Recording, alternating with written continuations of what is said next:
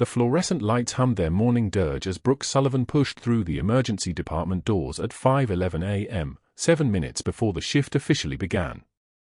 She moved the way people move when they've learned that stillness draws attention, economical, purposeful, invisible. The parking lot behind her was still dark, rain-slicked asphalt reflecting the sodium vapor lamps like a mirror of a mirror. Her badge read RN in small letters. Nobody read past that. She went directly to her locker on the 3rd floor, past the nursing stations where early shift nurses were still arriving with coffee cups and tired eyes. The locker was in a quiet corner near the storage closet, away from the main clusters where conversations happened. She opened it carefully, mindful of the hinges, and there they were, the boots. Not regulation hospital footwear. Not even close. Combat boots, the leather creased and worn the way leather only becomes after 19 months in a desert where the temperature swung from 130 degrees at noon to freezing at midnight. She'd wrapped them in a plastic grocery bag 2 years ago and buried them beneath her spare scrubs, 2 folded pairs of navy blue, still bearing the hospital laundry marks. The boots didn't belong here. Neither did she, and she knew it. Brooke changed into her shift uniform, the scrubs that made everyone assume they knew exactly who she was. A nurse. That was the entire story they needed. The boots stayed in the bag, pushed to the very back of the locker behind the extra shoes she never wore, the ones that looked like they came from someone with no history at all. She closed the locker quietly and headed downstairs to begin her rounds. Oak Creek Memorial occupied 17 stories of downtown San Diego, a sprawling network of corridors and color-coded departments where patients arrived broken and left either healed or deceased.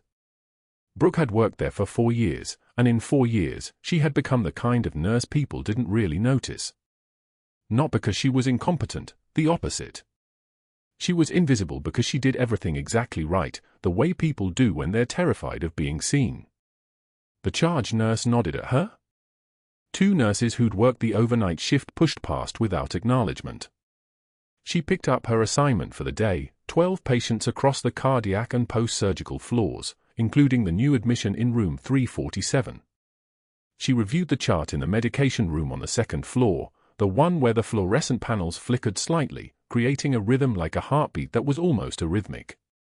The medical records were still fresh, printed just 2 hours ago.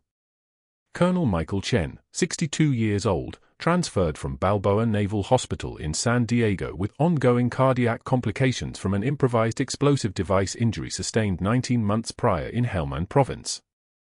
The transfer note mentioned his unit designation, 3rd Battalion, 5th Marines, Dark Horse Company, before he'd been reassigned to Air Force liaison duty stateside. Her hand stopped moving. She was holding the chart at an angle, reading the same 3 lines repeatedly without absorbing them. She knew who Colonel Chen was. Not from the medical records. Not from any professional context. She knew him from a forward operating base in Jolin District, Fallujah Province, where she'd worked as a senior chief petty officer in trauma medicine before the IED that killed her team and burned out the last threads of what made her capable of being seen by anyone. He was her son's commanding officer. He was the reason her son was alive. She had never met him directly, military protocols and separate assignments had kept them in parallel universes, but she'd memorized his name from casualty reports and deployment notifications and the single classified briefing about what happened the day her son's convoy was hit by a device the size of a refrigerator buried in the street. The chart slipped slightly in her hands. Just a millimeter. She steadied it and kept reading, her eyes moving across the vitals and the electrocardiogram interpretations and the notes from the cardiac surgeon who'd evaluated him at Balboa. No tremor. No hesitation. Just the smooth transition from one data point to the next, the way someone reads a chart when they're trained to read charts under conditions that make most people's hands shake so badly they can't hold a pen. Dr. Sterling arrived on the floor at 6:13 a.m., which was early for him. Brooke was already at the medication dispensary, pulling 4 bags and pre-filled syringes, organizing them in precise sequence for the first round of morning care. She heard his footsteps before she saw him, leather dress shoes clicking on tile like a judge's gavel against wood, each step deliberate and loud. He carried his tablet under one arm and wore the expression of someone whose primary pleasure in life came from confirming that he was exactly as important as he believed himself to be. She didn't look up from her work. That was the protocol she'd established years ago: move, don't freeze, work, don't hide, exist in plain sight by refusing to be memorable. Dr. Sterling stopped. He was standing near the admit desk, his eyes fixed on the computer monitor that displayed the day's billing codes and charge capture summaries. His face altered in a way that reminded Brooke of a shark recognizing blood in the water, not aggressive yet, just alert to the presence of something that didn't belong in his ecosystem. He reached across the desk without asking, his fingers moving the mouse to expand a line item on the screen. "Who entered this?" His voice had the timbre of someone addressing a subordinate who'd made an error in his presence. The admit clerk, a woman named Sandra who'd worked at Oak Creek for 11 years, looked up uncertainly. "Which one, Dr. Sterling?" "The cardiac cath from Monday. Room 219. Patient Walters." "This code." He pointed at the screen with the kind of precision that suggested he'd rehearsed this moment. $47,000. That's not what a routine catheterization costs. Sandra scrolled through the billing records, her shoulders tensing slightly. "I don't think that was me. I think that came from the procedure center." Dr. Sterling's expression didn't change, but his posture shifted in a way that communicated he'd already moved on to a new target. His eyes traced across the corridor and found Brooke, who was methodically checking medication names against patient identifiers, her head down, her focus apparently absolute. "Sullivan," he said. It wasn't a question. "Good morning, Dr. Sterling. You reviewed the billing codes yesterday, didn't you? I saw you in the records room for 40 minutes. Unusual interest in chargemaster data for a floor nurse." Brooke set down the 4 bags she was holding and turned to face him fully. She had learned a long time ago that partial attention invited suspicion, whereas complete attention, delivered without hostility, created the illusion of nothing to hide. "I was verifying procedure codes against the clinical documentation. Routine reconciliation. And?" "The cardiac cath in 219 was coded as a complex intervention. The clinical notes support a basic diagnostic only. Simple mismatch." Dr. Sterling's eyes narrowed. He was trying to read her, trying to determine whether she understood what she was looking at. The problem was that she did understand, not because she was interested in billing codes, but because she'd spent 19 months in a military medical system where budgets and equipment and every single resource were literally the difference between a patient living or dying on the surgical table. You learn to read what things actually cost.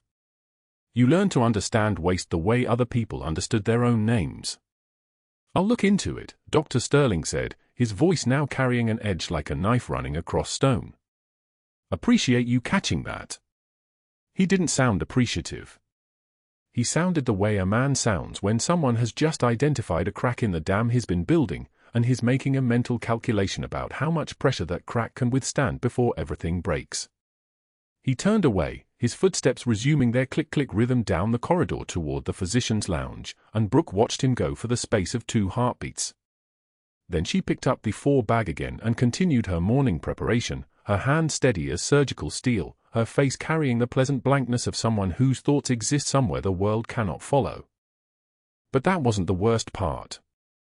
That was just Dr. Sterling beginning to understand that the person he'd dismissed as a mid-level floor nurse for years ago had spent those 4 years watching everything he did with the kind of attention that military medicine required. She knew his patterns. She'd noticed the way certain billing codes spiked on his service days. She'd observed the visits from supply vendors who came to his office with leather briefcases and left with handshakes that lingered too long. She'd seen the insurance adjuster who called his personal line, not the hospital line, his personal cell phone, every other Thursday at 2 p.m. for exactly 7 minutes. She'd noticed because noticing was survival, and she'd learned survival a long time ago in the dust of Helmand Province, where you died if you didn't see the patterns beneath the surface, if you didn't understand that the quiet one in the corner was always the most dangerous thing in the room. Brooke finished organizing the medications and pushed the cart down the corridor toward the patient rooms. The morning light was beginning to filter through the east-facing windows, that pale grey San Diego dawn that never quite felt like morning. She passed the waiting area where family members sat with the particular stillness of people waiting for news that might destroy them. She passed the monitoring stations where nurses watched the electronic displays of hearts beating in regular rhythm or irregular rhythm or not beating at all. And she arrived at room 347, where Colonel Michael Chen lay in a hospital bed, his chest wrapped in sterile gauze, his heart still working despite the damage that explosives had done to the body surrounding it. He was awake. His eyes were open, focused on the window, on the city beyond the glass, on something that wasn't the ceiling tiles or the four stands or the monitors that tracked his cardiac function with mechanical precision. When Brooke entered, his eyes shifted toward her with the kind of attention that suggested he'd been trained to recognize when someone entered a room, how they moved, where they looked, whether they represented threat or aid. "Good morning, Colonel Chen," she said, and her voice was perfectly neutral, perfectly professional, perfectly empty of anything that might betray the fact that she knew exactly who he was, and more importantly, that she knew what his continued survival meant to someone she'd never formally met but would die for without hesitation. "I'm going to check your vitals and change your dressing. That all right?" He nodded, his gaze returning to the window. "You knew." "For years," she said. "But I work mostly nights. This is a temporary assignment." She moved to his bedside with movements that had been refined across thousands of hours of trauma medicine. Each motion was economical, confident, precise. When her hands touched his arm to place the blood pressure cuff, she was already reading his skin tone, assessing his breathing depth, noting the slight tremor in his fingertips that suggested his pain medication was wearing off. Pain was information. Pain was data. And from the data of his trembling hand and his focused eyes, she understood that Colonel Michael Chen was someone who had learned to tolerate pain the way other people tolerate weather, as an inevitable condition of existence that required endurance but no complaint. The blood pressure cuff inflated and deflated. 128/76. Stable. The oxygen saturation reading on his monitor showed 97%. Everything was exactly where it should be, which meant everything was fragile as glass in the presence of someone who could see through the surface and understand that every heart, especially every heart that had survived what his had survived, operated on borrowed time. She finished checking his vitals and began unwrapping the old dressing from his surgical site. The wound was healing well, the sutures tight and clean, the surrounding skin pink rather than red. She worked in silence, and he watched her hands move with the kind of attention that suggested he was evaluating her skill the way people evaluate others when they've spent enough time in environments where incompetence killed you just as quickly as bullets did. "You have military background," he said. It wasn't a question. Brooke paused for exactly 1/10 of a second. Her hands continued moving, she was applying the new sterile dressing, her technique flawless, but something inside her shifted, a door opening just slightly before she closed it again. "What makes you say that, sir?" "The way you move.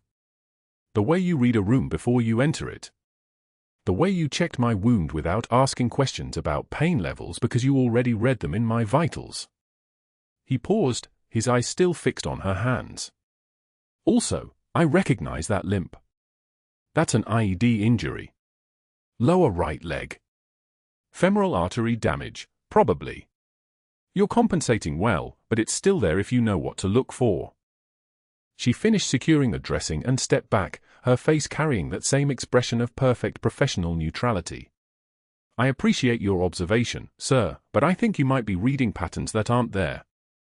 Lots of nurses develop efficiency with practice." Colonel Chen said. His tone suggested he didn't believe her but also that he understood the limitations of this conversation, the invisible walls that existed in hospitals between patients and medical staff, between past identities and current ones, between the people you had been and the people you were allowed to become. "Well, you're good at what you do." "That's all I meant." She nodded, gathered her supplies, and left the room as efficiently as she'd entered it. In the hallway, she allowed her breathing to deepen slightly, allowed her shoulders to descend from the position they'd unconsciously assumed. But she didn't stop moving. She didn't hesitate.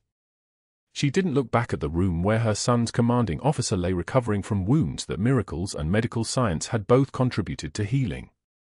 She just continued down the corridor with the same invisible competence she'd cultivated for 4 years, the same practiced invisibility that kept the world from asking questions about the woman who wore scrubs and carried secrets heavier than combat boots wrapped in plastic grocery bags.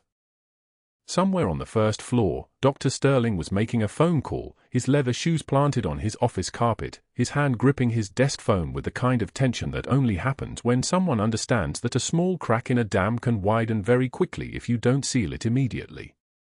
He was calling someone in medical records. He was calling someone in billing. He was calling someone else whose name Brooke didn't know but whose function she understood perfectly, someone in the network of insurance adjusters and supply vendors and billing specialists who had been feeding him kickbacks for 3 years, collecting thousands of dollars in commissions on procedures that didn't need to be ordered and on equipment that could have been sourced from cheaper suppliers. And the question that began forming in his mind, the one that would grow teeth by afternoon, was this: how much did she know? And what was he going to have to do about it? Room 319 smelled like antiseptic and the floral perfume Mrs. Patterson's daughter had worn too much of.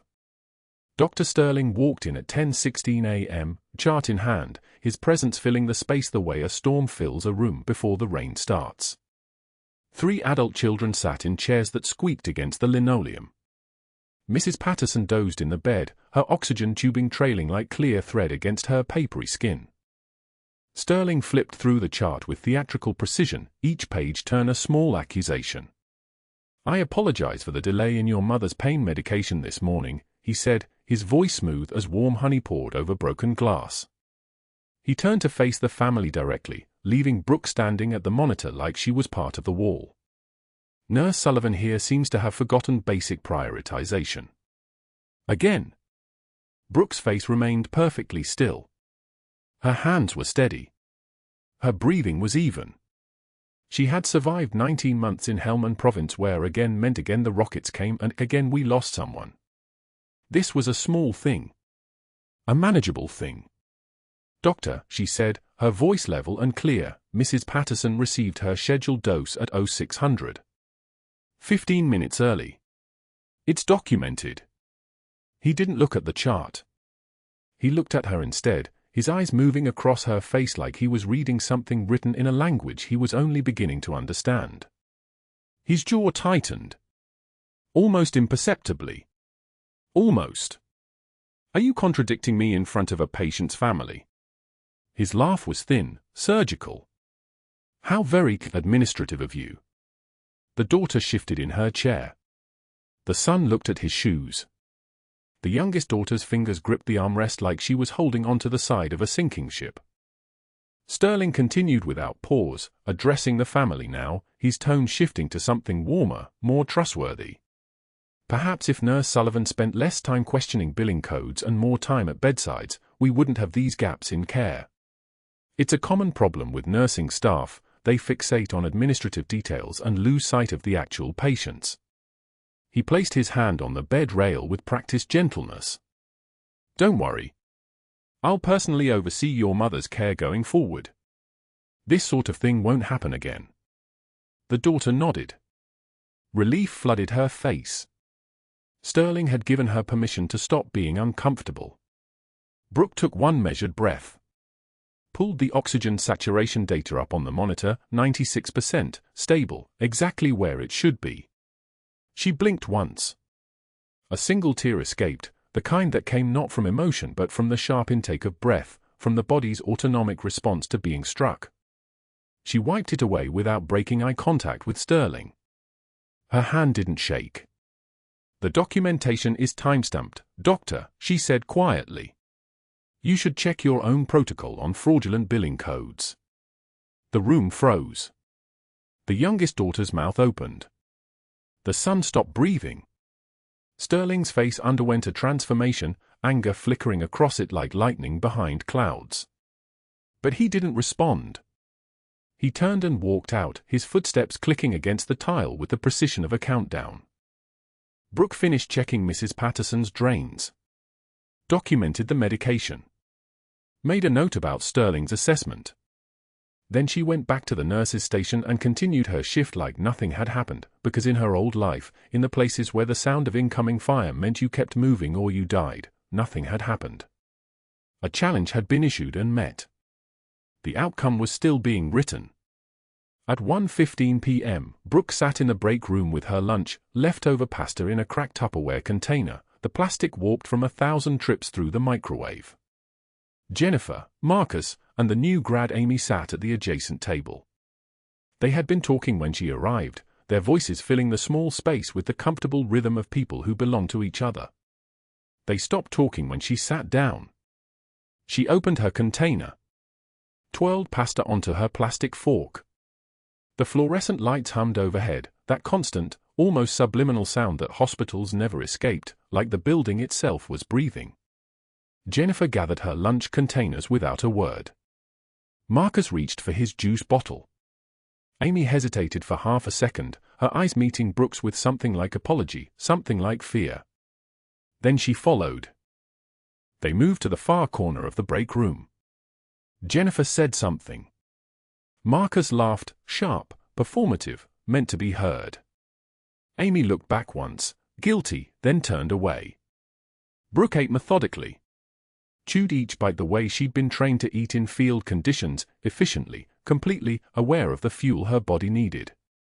Her hands were steady on the plastic fork. Her breathing remained even.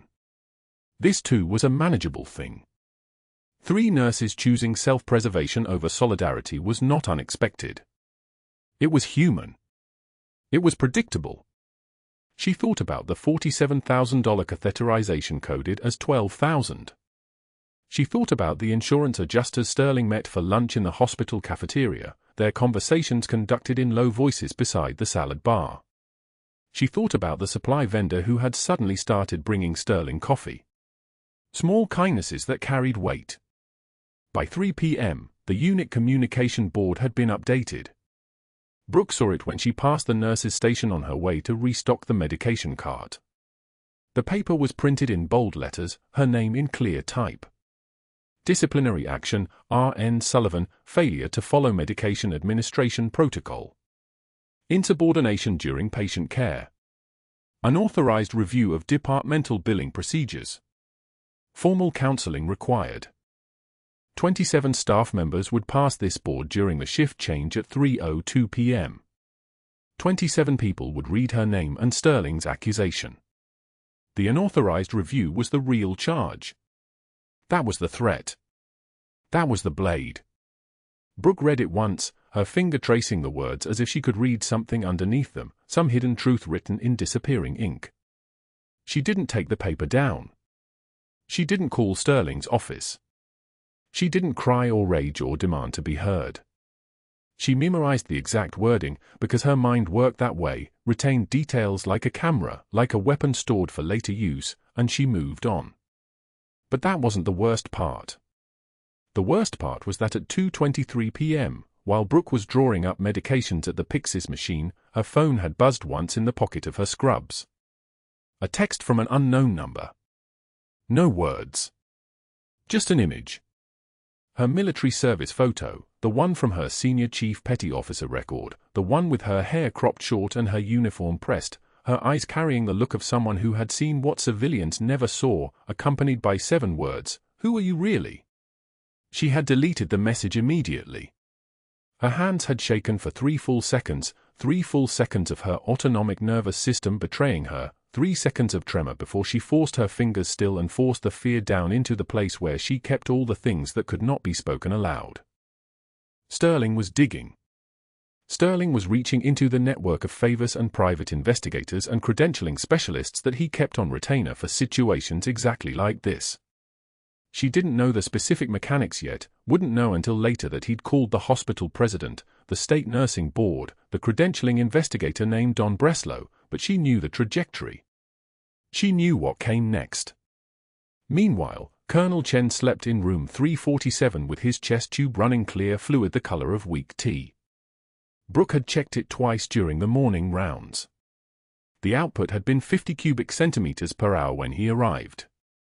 Now it was dropping. 15 cc per hour. Then 12. Then she noticed something that made her pause, a small clot, dark and ominous, partially occluding the drainage line where it connected to the collection chamber. She documented it at 4:17 p.m. Paged the on-call resident. No response came. She paged again at 4:41 p.m. Still nothing. The chest tube should have been draining steadily. It should have been climbing back toward that 50 cc per hour as inflammation decreased and healing began. Instead it was slowing, backing up, like a storm drain clogging in heavy rain. She stood at his doorway and watched him sleep, this man whose name she could never acknowledge, whose unit her son served under, whose life was now threading through hers in ways that could never be untangled. His vitals were stable but trending. Blood pressure dropping slightly, from 128/76 this morning to 122/71 now. Heart rate compensating, creeping upward from 68 to 76. Oxygen saturation holding at 94%, which was acceptable but not optimal. The chest tube needed attention. The chest tube needed a doctor. And the chest tube was about to stop draining altogether. But Dr. Sterling was in his office making phone calls from behind a closed door and pulled blinds. And Brooke Sullivan, Senior Chief Petty Officer, was standing in a hospital hallway in a pair of scrubs, her military past hidden beneath her careful professionalism, her combat boots locked in her locker at the bottom of her assigned drawer, her son's commanding officer dying an inch at a time 3 feet away from her, and nothing, absolutely nothing, she could do about it without revealing everything. The evening light came through the corridor windows like honey turning dark. Somewhere in the building, people were being healed. Somewhere else, people were being harmed by the very system designed to protect them. And the next voice that came over the hospital intercom would set everything in motion. The intercom crackled at 7:23 p.m. Code Blue, room 347. Not a request. A command. Brooke was 8 steps away when the alarm started, her hand already moving toward the door before the announcement finished. The monitor's scream, that particular high-pitched wail that meant cardiac crisis, cut through the evening shift noise like a blade. She'd heard that sound 1,000 times. 217 of those times, she'd been the one holding the stethoscope in a forward operating base, listening to lungs fill with fluid, to hearts that forgot how to beat in rhythm. Room 347 was Colonel Chen's room. She was first through the door. The on-call resident hadn't even made it to the hallway yet. Brooke saw the monitor, blood pressure 78/45 and dropping like a stone, heart rate spiking to 132, oxygen saturation bleeding down from 92 to 87 to 84. The colonel's neck veins were distended, swollen and dark, and his skin had taken on that particular grey-white that meant his heart was drowning in its own fluid. The chest tube that should have been draining his pericardial sac was completely clogged now, blood and serosanguinous fluid congealing in the line like a dam. Cardiac tamponade. The pressure around his heart compressing it, squeezing it like a fist that wouldn't release. 2 minutes. Maybe 3. Then cardiac arrest. Brooke hit the code button on the wall panel. Her voice was perfectly level. Muscle memory, not emotion. Get the crash cart. Call cardiothoracic stat. I need an ultrasound and a pericardiocentesis kit. Now. Dr. Reyes, the on-call resident, 6 months out of medical school, still new enough to believe that protocols would save everyone, arrived breathless, eyes wide. I've only seen this in simulation. Her hands hovered uselessly above the patient like birds that had forgotten how to land. The monitor showed 72/38. The colonel's lips were taking on a blue tint. Brooke positioned the portable ultrasound herself, her hands moving on their own, not hands now, but instruments, extensions of the training that lived in her muscles. 19 months in Helmand Province had taught her that thinking was a luxury.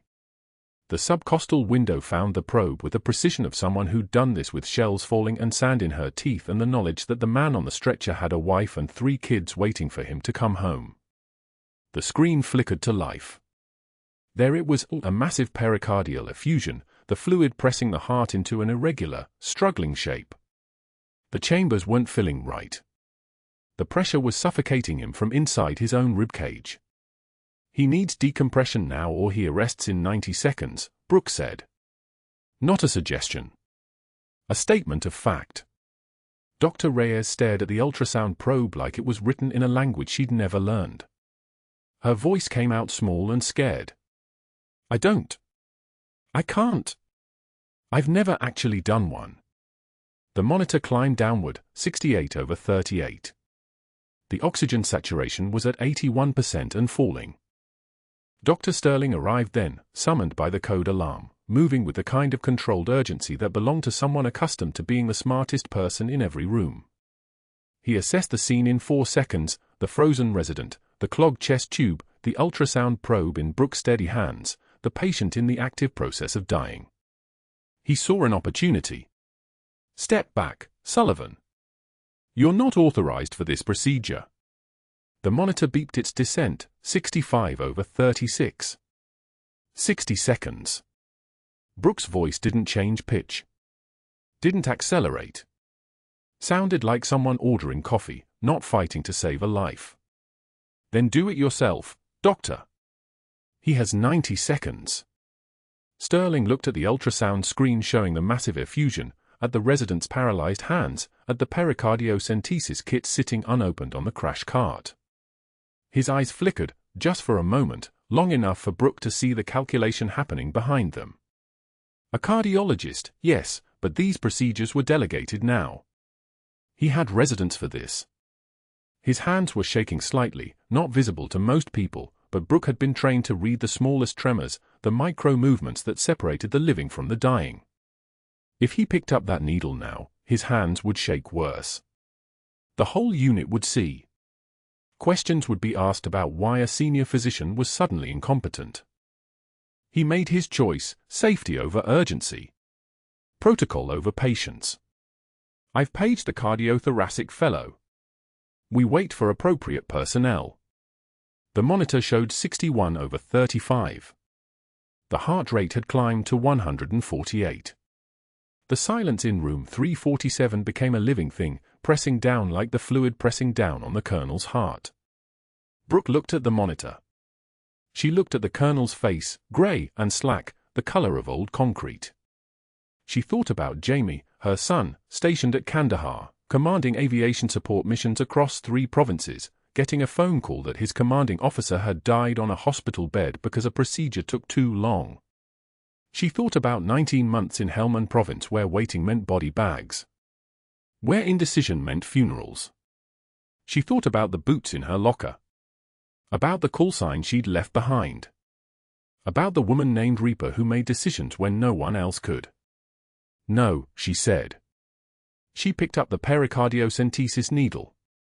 The room went absolutely silent, the kind of silence that made the fluorescent lights hum become unbearable, that made every beep of the monitor sound like a gunshot. Dr. Sterling moved toward her. Sullivan, I'm ordering you to. Subcostal window, 5th intercostal space, midclavicular line, Brooke said, her voice dropping into a register that belonged to someone who'd given orders in dust storms and darkness. She found the landmark, the space between the ribs where the needle would go, where the ultrasound probe had already marked the path. The skin was cool beneath her fingertips. 1/2-gauge angiocath. Local anesthesia first.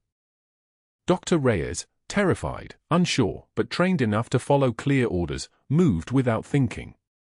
Grab the lidocaine. Her hand steadied slightly in the presence of someone who knew what they were doing. The needle went in. Clean. Practiced. Like threading thread through the eye of a needle that was saving someone's life. The pericardial sac released its pressure like air escaping a balloon, a hiss that nobody heard but everyone felt. The syringe filled with blood, dark and thick with oxygen-starved platelets. 30 cubic centimeters. 70. The colonel's blood, the thing that should have been moving through his heart instead of crushing it. 120 cubic centimeters. 180. The monitor changed its song. The blood pressure began climbing, 65/40, then 72/42, then 81/48. The oxygen saturation was moving north again, 82, then 87, then 91. The heart rate was slowing, finding its way back toward the rhythm that meant a man was still alive. Sinus rhythm. The best 2 words in emergency medicine. Vital stabilizing, Dr. Reyes whispered, like she was watching a resurrection happen. Because she was. Sterling stood at the foot of the bed, his face a mask of something between fury and calculation. He watched Brooke secure the fall line, watched her do a 3-point check on the fluids, watched her move with the kind of efficiency that belonged to someone who'd done exactly this, under fire, with shells incoming and sand in her teeth. He watched the entire medical team, the nurses who'd arrived with the crash cart, the respiratory therapist checking the ventilator, the resident, all of them following Brooke's lead now, all of them obeying her without question because in that moment, everyone in the room knew exactly what she was. But that wasn't the worst part. The worst part was that the colonel opened his eyes and looked directly at Brooke, oxygen mask covering most of his face, and a single word escaped, ragged and barely audible, but unmistakable, Reaper. His lips moved again. You. Reaper. The room went so quiet you could hear the individual beeps of the cardiac monitor, each one a heartbeat that hadn't been there 15 minutes ago. Brooke didn't flinch. Didn't even glance at Sterling to see his reaction. She simply reached over and checked the colonel's pupils, responsive, equal, round, and said quietly, "Rest now, sir. You're safe." But Sterling's face had transformed. The mask had cracked. He was watching Brooke with the kind of look a man gets when he realizes he's been playing chess with someone and only now understood that his opponent was moving in 4 dimensions he couldn't see. She turned to address the resident, her voice taking on that particular command structure, the kind that came from having led people into rooms where explosions happened. "Dr. Reyes, continuous cardiac monitoring. I want vitals every 15 minutes. The pericardiocentesis catheter stays in place until cardiothoracic confirms the effusion is resolved. If the BP drops below 85 systolic or the O2 sat goes below 88, you page me immediately." Not Dr. Sterling. Me. "Do you understand?" "Yes," Dr. Reyes said. Then, after a pause, "Yes, Senior, yes." The words had almost slipped out. Senior Chief. She'd almost called Brooke by her rank, the rank nobody was supposed to know about, the rank that didn't exist in any hospital directory, the rank that belonged to someone who'd been dead for 7 years. Sterling turned and left the room without a word. His footsteps echoed down the hallway like a man who'd suddenly realized the ground had shifted beneath him, and he was no longer standing where he thought he was. Brooke stayed with the colonel until his breathing deepened and the monitors showed a man sliding toward necessary sleep, his heart beating in clean, reliable rhythm now. She thought about the boots in her locker. About the unit patch hidden in the pocket of her jacket.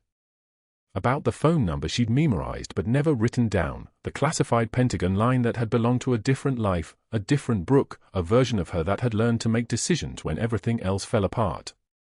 She'd just made one of those decisions. Right here, in front of witnesses, in direct violation of a superior's order, using skills and knowledge she wasn't supposed to have. And somewhere in the hospital, Dr. Sterling was making phone calls. Dr. Sterling arrived at 8:04 p.m., his Italian leather shoes still wet from the parking lot. He stood in the doorway of the trauma bay, observing the monitors with a clinical detachment that masked something else entirely, something that looked like calculation. The resident, Dr. Marcus Reyes, was still trembling, his voice shaky as he explained what had happened. Senior Chief Petty Officer Sullivan performed an emergency pericardiocentesis. The tamponade was acute, and the patient was coding, his pressure was critically low, and she moved so fast I couldn't even. Sterling held up one hand, silencing him. His expression didn't change. But his eyes had shifted, narrowing into something colder. He looked at Colonel Chen, unconscious now, but stable, the dark blood gone from his lungs, oxygen saturation holding steady at 96%, and then back at the monitors showing a heart that was no longer drowning. "Where is she?" Sterling's voice was quiet. That was the worst part. Not loud. Not angry. Just quiet and certain, the way a predator speaks when it has already identified its prey. Dr. Reyes pointed toward the hallway. Sterling walked out without another word, and what happened next unfolded with the precision of a man who had spent years building networks and collecting favors like ammunition. At 8:22 p.m., Sterling was in his office with the door closed, phone pressed to his ear. On the other end, Richard Malloy, president of Oak Creek Memorial, a man who owed Sterling absolute silence about a malpractice case from 2019 involving a patient who died during a procedure Sterling had performed while intoxicated. Malloy had helped bury the investigation. Sterling had the documentation. The conversation lasted 90 seconds. Richard, we have a safety violation. A nurse exceeded her scope of practice, performed a surgical procedure without authorization. I need immediate termination and full legal protection before she files a complaint. A pause. Then Malloy's voice, thin and careful, how immediate? Tonight. Before shift end. Another pause. Then, you'll have it. At 8:31 p.m., Sterling called the California Board of Registered Nursing, speaking to the emergency compliance officer on call. His voice was steady, professional, the voice of a physician protecting patient safety. I'm reporting a serious scope of practice violation. A registered nurse at Oak Creek Memorial performed a pericardiocentesis, that's a surgical procedure, without physician supervision or authorization. The patient outcome was favorable, but the regulatory violation is clear. The nurse needs to be flagged immediately. The compliance officer took detailed notes. Sterling spelled out her name, Brookesullivan. By 8:45 p.m., the State Board had opened a preliminary inquiry. At 8:51 p.m., Sterling called Don Breslow, the investigator who specialized in credentialing audits and had worked for Sterling on 3 previous cases that had always concluded in Sterling's favor. I need a background audit on a nurse. Full scope. I need to know if there are any undisclosed certifications, military training, or specialized credentials that she's hidden. If she's been performing advanced procedures outside her licensing scope, I want documentation. Breslow understood what he was actually being asked to do, find something, anything, that could be weaponized. I'll have preliminary findings by tomorrow morning, Breslow said. The calls were efficient. Systematic. The work of a man who had planned for this contingency before it happened, because men like Sterling always plan. They don't react. They anticipate. At 10:16 p.m., 2 security guards appeared at the nurse's station where Brooke was completing her shift documentation. Her hands were steady as she wrote her notes about the emergency intervention, objective facts, precise measurements, the timeline of the intervention and the patient response. One of the guards was Tom Reeves, a man she'd seen in the break room 100 times, someone who'd smiled at her Christmas cards. He said quietly, "We need you to come with us." She didn't ask why. She knew. The look on his face told her that he'd already been instructed not to speak, not to explain, not to offer sympathy. Professional removal. She stood, set down her pen with deliberate care, and followed them to the employee locker area. The fluorescent lights hummed overhead with that particular frequency that made the back of her neck itch, a sound she remembered from forward operating bases, from field hospitals where the hum of generators meant electricity meant a place where life could be saved or lost by millimeters. Her locker was on the 3rd row, corner unit, the combination still muscle memory, 17-34-8. The space inside was sparse. Her locker held the accumulated debris of a woman trying not to exist too loudly in the world. A cracked mug with a faded Navy anchor, a gift from a sailor she'd trained 12 years ago. A dying succulent in a chipped ceramic pot that had been thriving when she started at Oak Creek. A single photograph, 8 by 10, laminated and worn soft at the corners. 8 Marines in desert camouflage, standing in front of a Humvee somewhere in Helmand Province. Her unit. 3rd Platoon. Bravo Company. 1st Marine Division Forward Surgical Team. She looked at the photo for 3 seconds before placing it gently in the cardboard box the guards had provided. The mug followed. The succulent, soil spilling slightly onto the box's bottom. And then she reached for the boots. The worn combat boots on the top shelf, laced with boot black that had cracked and faded, soles that had walked through 100 sandstorms and 100 fear-soaked nights. She'd kept them there for 3 years, hidden beneath her spare scrubs, a physical tether to a life she'd tried to amputate. The second guard said, "We need to move quickly." Her fingers touched the leather. Cold. Familiar as her own heartbeat. "I understand," she said, and she lowered her hand. The boots remained. Some things, once left behind, stay behind. The box was sealed at 11:12 p.m. The escort to the exit was silent. No apologies. No explanations. No "we'll call you." Just the automatic doors sliding open and the cool San Diego night hitting her face like a slap. The rain had started sometime during the shift, one of those rare San Diego downpours that came in cold and heavy and without warning. She stood at the bus stop on Mercy Road at 11:44 p.m., cardboard box dissolving slowly in the moisture, watching the rain hammer down in sheets that caught the streetlights and turned golden. The bus wasn't coming until 6:15 a.m.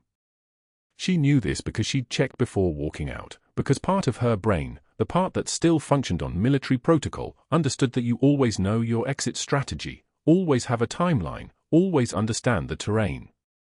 A car splashed past, hydroplaning slightly, the driver too focused on the road to notice a woman in scrubs standing in the rain with a deteriorating cardboard box.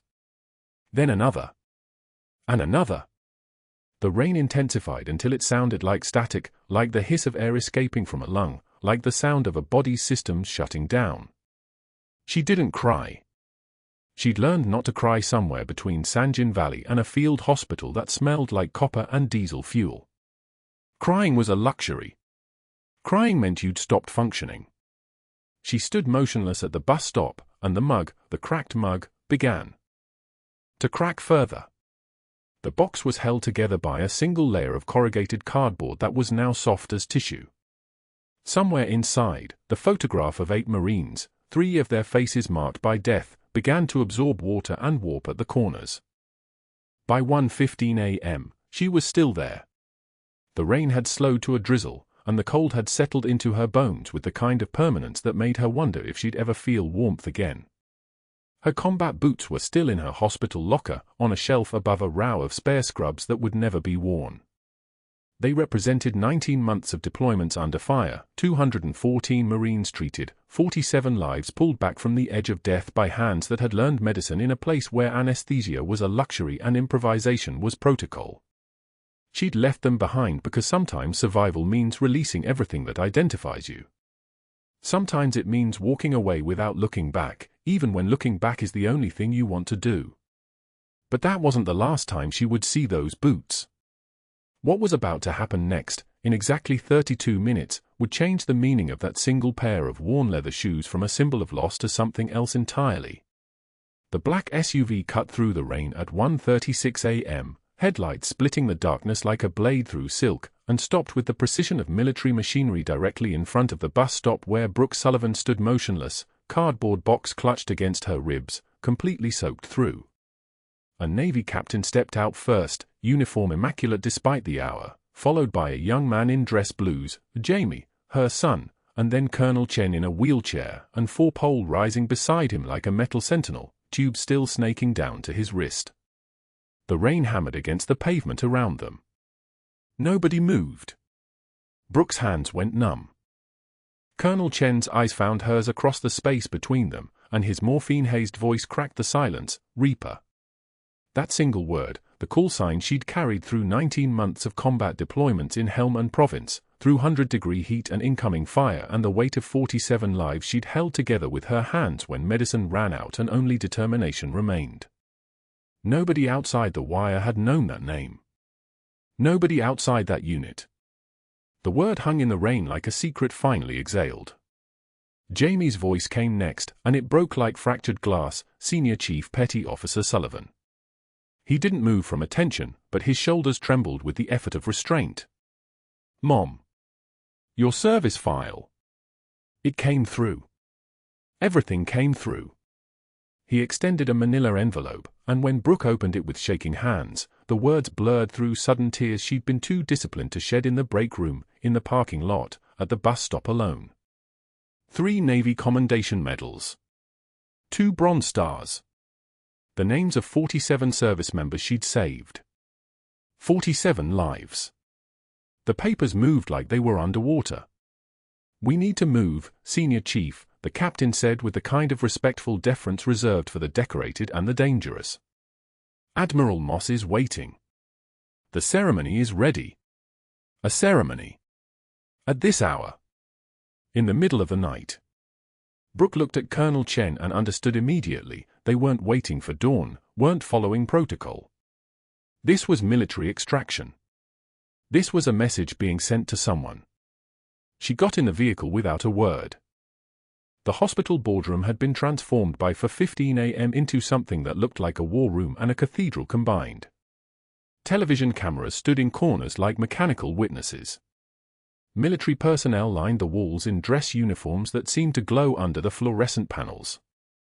Admiral Moss stood at a podium wearing decorations that caught the light like promises.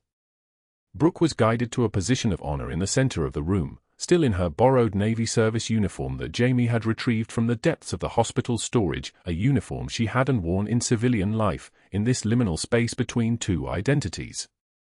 Her voice, when she took the oath, came out steady as surgical steel.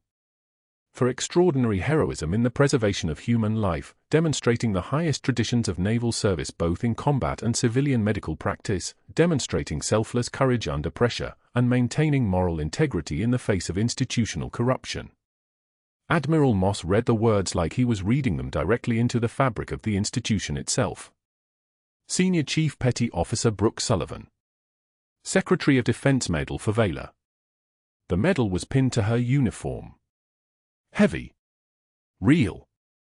The room erupted in applause that sounded like a standing ovation collapsing into tears. She could see Dr. Reyes at the back, openly crying, could see 3 nurses who'd abandoned her in the break room now watching with visible shame creasing their faces, could see her son in dress blues rigid as iron except for the trembling in his hands that meant he was barely holding himself together.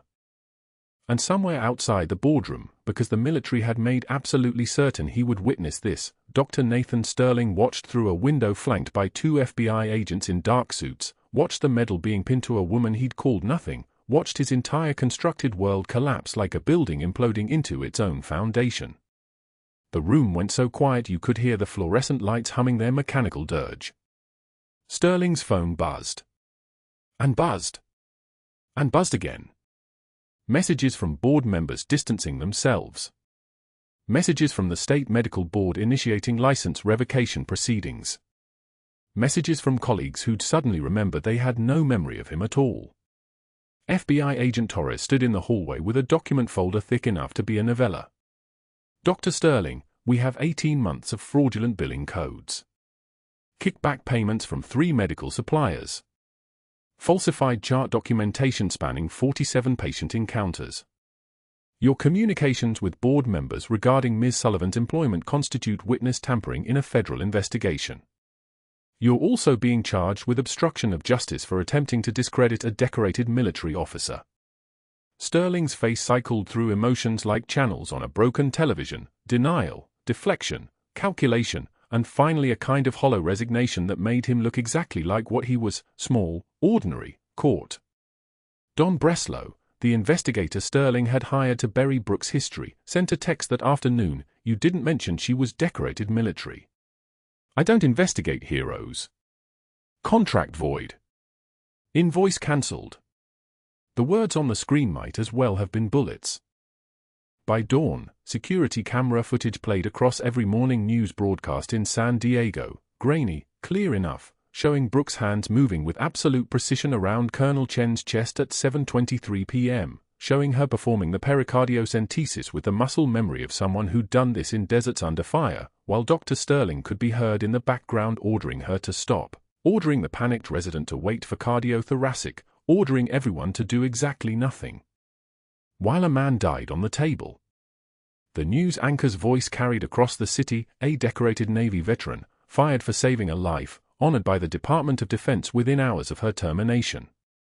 The officer whose life she saved, Air Force Colonel Robert Chen, commanding officer of her son's unit, called her by her military call sign, Reaper, as she stood in the rain at 1:48 a.m. By 6 a.m., Dr. Sterling was watching his career burn on television while sitting in a folding chair. By 6:51 a.m., his medical license had been flagged for revocation. By 7 a.m., the hospital security system had already begun erasing his keycard access. His appointment as chief of cardiology was terminated via email at 7:15 a.m. The hospital president's statement was surgical in its precision. Dr. Sterling's actions violated the fundamental trust placed in physicians to act with integrity and to prioritize patient welfare above personal gain. Oak Creek Memorial does not tolerate fraud or retaliation. 6 months later, a different kind of morning arrived, one where Brooke Sullivan walked through Oak Creek Memorial's corridors as chief of emergency medicine, the worn combat boots retrieved from her locker and polished now sitting on her office mantle beside the Secretary of Defense medal. Her nameplate read like a promotion and a vindication combined: Brooke Sullivan, Senior Chief Petty Officer, retired, Chief of Emergency Medicine. The first protocol she implemented wasn't clinical, it was moral: a fraud reporting hotline with her direct number, publicized to every staff member, translated into 3 languages, posted in bathrooms and break rooms and supply closets.